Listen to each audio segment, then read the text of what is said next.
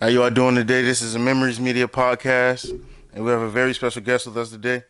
He's from Hinesville, Georgia. He's a rapper.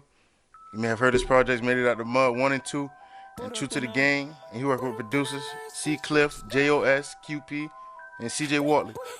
Everyone, please welcome Tyrique James. Put up in that language, you gon' let that gang in. I just fucked your bitch, and she was my favorite. Covered on the flagrants, I just get her naked. Left the pussy wet, but this dick she cannot take it. This Yo, you already know what the fuck going on. So tell the people about yourself. You know, for the people that know me, I love making music. It's one of my biggest passions ever. And you know, I'll never quit making music, you know. For the people that support my music, like, thank you for being good fans and showing loyalty. And I'm also a family man too. You know, I'm always about my family, so Yes, sir. that way. So what was life growing up in Hinesville?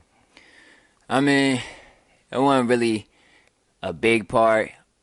All it really was just like, you know, I just really stayed to myself and stay low key. Like, I'll go to like school, do my work, go home, make music type shit. You know, don't really fuck with too many people.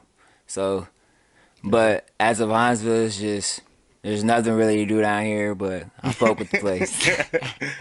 So what inspired you to get into music while you were staying in Hinesville? Or was it Hinesville? What inspired me to do music? It was really like, as I grew up and how I came in like high school, like, you know, I had a couple friends, you know, every day we used to get off the bus, we used to be like, yo, let's go make some music, you feel me? And I'd be like, shoot, you know, I never did it before, so I was like, why not try it? So once we got off the bus, we went to my homeboy's house and he taught me how to write, and things just went on from there, really. Like, I just took music into my own hands after that. Yeah. So how did you find the confidence to keep recording? Because yeah. Because see, most of us will go to our friend's house and record, and we do it for fun, and that's about it. How you find the confidence and the stamina to just keep recording? Big facts. It was really mainly off, I guess I was feeding off my bros' energy, like seeing them work so hard. Yeah. So it made me kind of want to work hard too, you know what I'm saying? Like, you know, there's moves you can always make. Like, there's steps to, you know, get into the top and getting where you need to be. So with that being said, you know, like I said, they pushed me hard, and after that I just went on with it. Like, I felt like I could make a name for myself, so that's what I really did. Yeah. So while you were continuously recording, you had to somehow come up to your first performance. You got any story dealing with that? Oh, my first performance, Yeah. mainly like, I'd say, I guess after, like, you know, me recording a whole bunch of songs and putting a mixtape together, I was like, you know, why not perform? Why not let people hear my music? Like, why not give them a taste? So with that being said, like, my first performance, it really was in North Carolina. So I took matters into my own hands. My cousin hit me up. He said, you know, why not perform here? So I did. And like, people like my shit. Like, they like their favorite song of me is like really Diamonds and Mixed Emotions. Yeah. Like, Yeah, they just them love dope, that shit. yeah. They just love that shit. Diamonds. Yeah, them just dope. So They yeah. love that shit, bro. You feel me? Yeah. So While making music, like, how do you maintain making music and maintaining your daily life ooh, at the same time? this a good one. So, you know, every person who makes music has that like thing where they come onto and they like catch writer's block. Yeah. You know, at a certain point in time. But for me, it's like I have to like go through something for me to write. I mean, I could easily just write a song, like just put some shit together and be like, oh yeah, this is a song, this is a hit. But mainly, I would like, if as I work or go somewhere, if I know some shit happening or something puts me in a bad mood, then I'm like, all right, fuck it, I'm finna write a song about this shit, and I'm finna like beat that shit, like I'm finna beat the beat, nigga. I'm finna make you feel me, you feel me? Yeah. So it's just like that. So I wait for events to like happen for me to make songs, and then I just find the beat that I go to it, and once I get that catchy hook, and then it's the verse, and it's a hit straight out the rip. So when you find that right beat and everything, what is the writing process for you? Like, do you like have people like being around you so you can beat off of their thought process, or do you just like to be alone in the dark? How does Oh, that go? alone in the dark, always, bro. Alone in the fucking dark. Like, if you do that, like, I will fucking, like, fuck the beat up, like, instantly. Like, it's no question. Yeah, But, like, me, like, my writing process is, like, I start off with the hook first. yeah, So, now, if I have a problem with that hook, I'll come back to it. Like, go to the verse, then come back to the hook. But I mainly start off with a hook first. Once I get that melody going and those different flows in the hook, like then it's like, okay, yeah, now I know how I want it. yeah, So after that, like it's just like from there, it's like, oh yeah, this is just like outstanding. Like this is a hit off rip. yeah. That sounds what's up. Yeah, bro. So So who are some of the artists that you look up to? Like who are? Do you mimic any artists? Not saying you're stealing from them, but they like motivate you and they inspire you to do this type of music. Like, I okay, really, hold on, real quick. One of your music videos, I think it was Lane Switch. That reminded me of like a little Travis Scott type of, not the music, but just the really the, like the the flow, creativity. Yeah, the vibe. Like mainly, lane switch.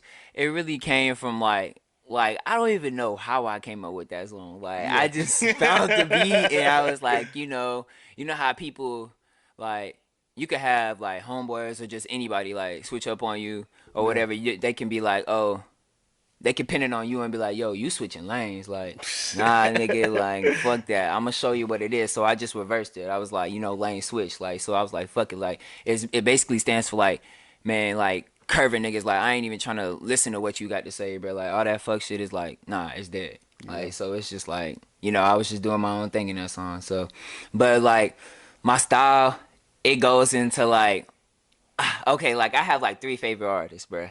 So my number one, he's the under like underrated. underground Yeah, artist. His name is Julian Alexander. I ain't never heard of him. So yeah, he's underground. He's pretty good. Where you from? He's from Cali, I would say, California, Yeah, somewhere in there.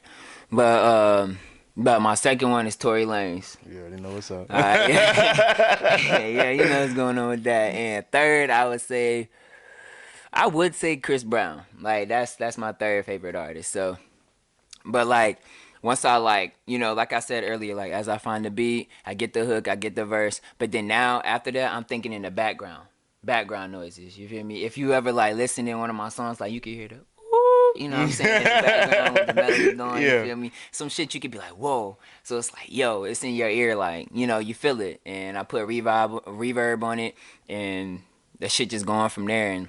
Like Yeah, they that like job it. is So dope. I ain't even gonna cap. yeah, bruh. So that shit be fire. So, All right. So, with your three favorite artists, what do you personally like? Since you've been listening to them, what do you think you take away from their art and their creativity? I mean, I would say like nothing but one thing. Like Julian, like he does like the background noise and shit like that. So I was like, yo, like, and then I started hearing other artists do it too. So I was like, yo, like I'ma see if I can try to do it. So Yeah. then my first time doing it was like I say my 12th grade year. So I was like, yo, like, I really feel this shit. Like, I'm finna do it. So what I did was I put on some headphones, I put on the beat, and I was like, let me see if I can do this shit. You was a bruh. dude rapping So, in class all the time. yeah, bro. Nigga beating on the table and shit. Like, nigga, we was going crazy. Like, Yeah. it was wild. And then, like, once I put that beat on and then I figure out what background noise can I do, and then I test it out, and that shit come out perfect. Like, I just love doing it. Like, if you ever hear me on a song, just know I'm feeling that song because I did it.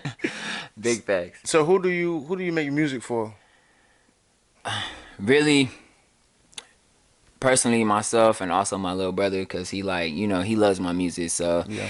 he really mainly got blowed that I took them songs off SoundCloud. Like, he was mainly the main one blowed. That nigga was blowed as shit. He was like, yo, where are your songs on SoundCloud? I was like, man, I don't want to be a SoundCloud rapper. He was like, man, what the fuck? Like, fuck all that. Like, I ain't trying to hear that. I just want to hear the music. So I was like, man. Yeah. But I was supposed to put him back on there, but shit, I'll do it eventually. But He made music too.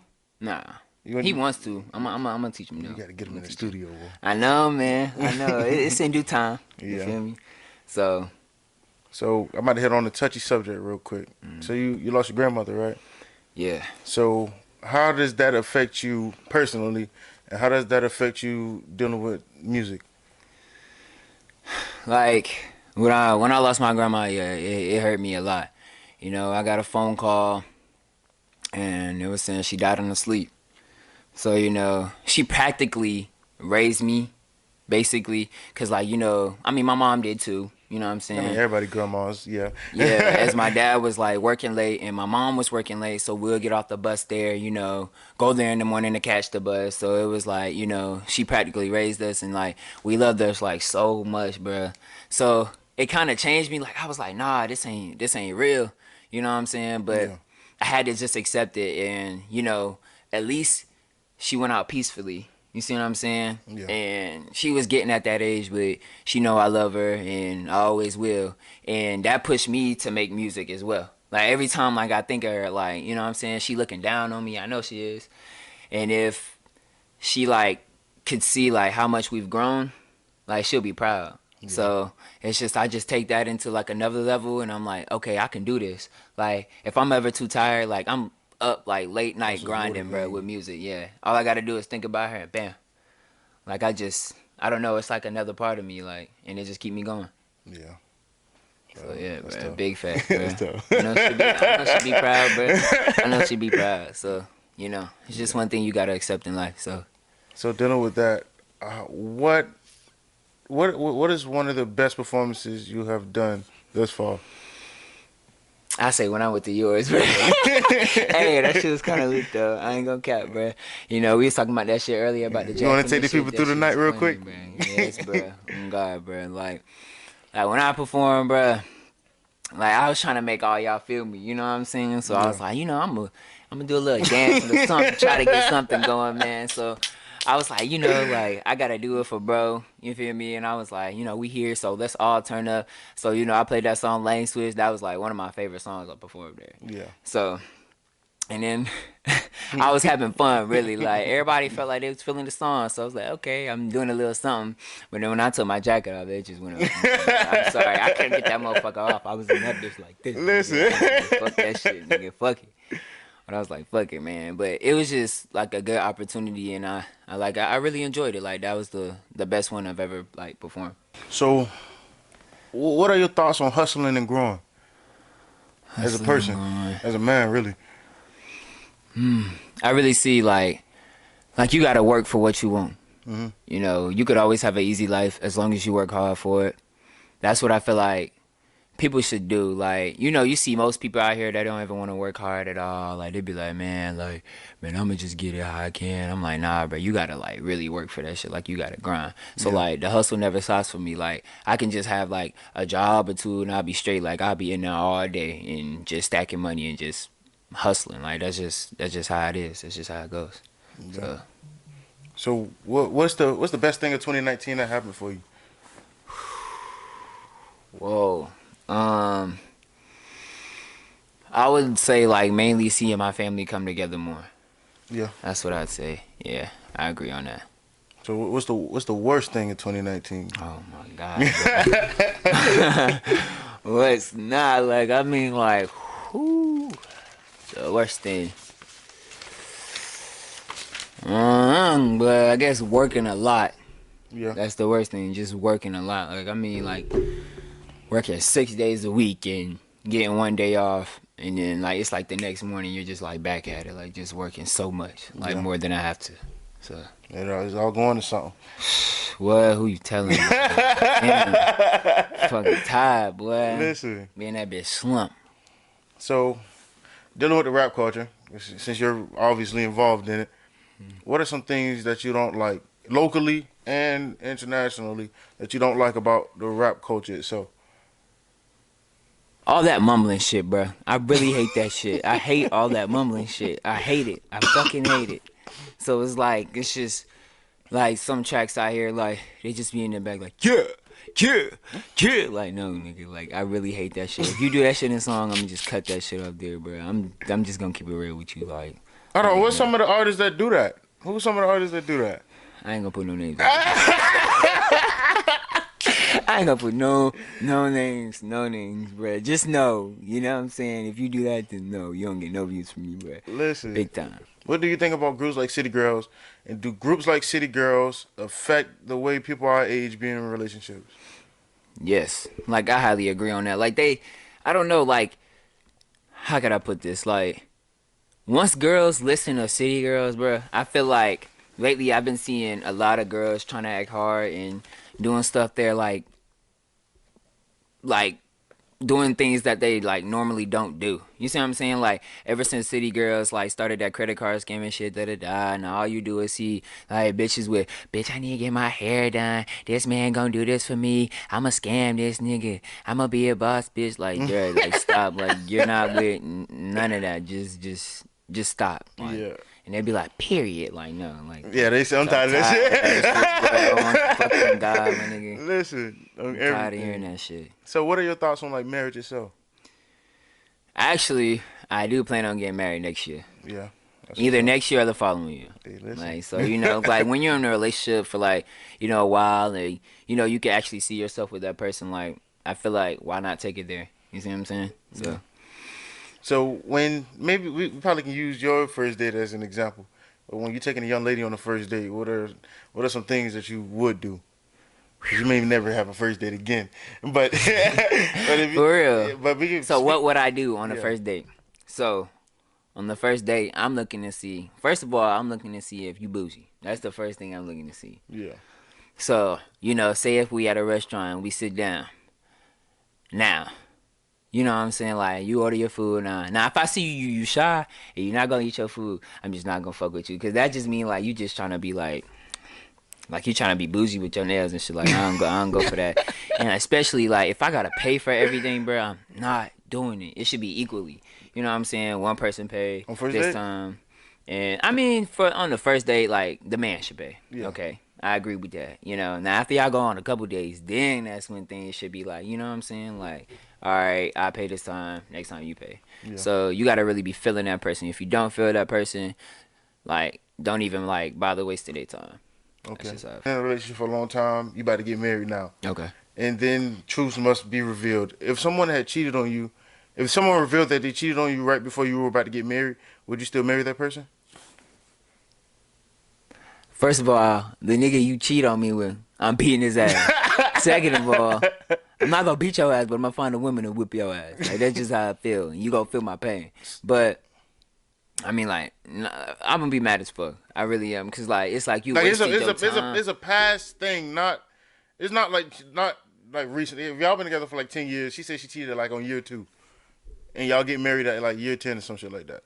But she cheated on like year 2 in the beginning. What of the y'all. fuck? Like, then that's what the hell? Now, how would I you don't know move how I with would that? feel about that. I mean, cause I feel like she'll do it again. Yeah. You know what I'm saying? But I do believe in like a person can change, and I do believe in second chances. But I wouldn't give you a second chance. I just want to do that shit. I just want to do that shit. I'm gonna tell you, you cheated. You knew what the fuck you was doing. You knew what you was doing. Listen. Stop playing. Okay, so what some of the stuff that we recently discussed, like the City Girls and the cheating and all that stuff. Most of that stuff you probably see on social media and stuff.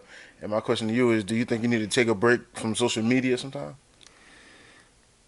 Nah, I'm gonna just scroll past your shit, bro. That's just how I feel. If I see you acting like City Girls or fucking talking about blowing a bag or some other shit, and I know you don't act that way, then I'm gonna just scroll past your shit. Like, I'm not even gonna like your shit or pay attention to it. Like, fuck it. I might even block you. Shit. Oh God, I might even block you. So fuck it. So what can we expect dealing with music from you from here on out? Grinding and just working even more like harder than I had before. Like I said, like I got this album coming. It's called Dying to Be Famous 2. Now, True to the Game is gonna be an EP, but I'm gonna have 25 songs on my album. So y'all will hear the hard work coming from it once y'all listen to it. Yes, sir. I promise you, y'all like them songs. I guarantee you, no doubt in my mind. Well, thank you for being on the podcast. You already know, bro. Yes, sir. You know how I feel, bro. And How can I'm you doing. tell the people where to find you at? You already know. Find me in Hinesville, Georgia, nigga. You already know what the fuck going on, nigga. Pull up. I don't give a fuck. I might just beat your ass as soon as I see you, nigga. I don't give a fuck, nigga. You know how the fuck I'm rocking, nigga. I do this shit on the podcast, nigga. You know what the fuck going on, bro. I'm Tyrique. Peace out. Yes, sir. And this is a Memories Media podcast. Memories never die. Woo! And get one of these. Get this, nigga. You see the back? You see the back? Memories never die. Never die. Never. Never. No, I gotta have it. I'll be balling for my ass. Bitches say they love me, but I cannot take the risk.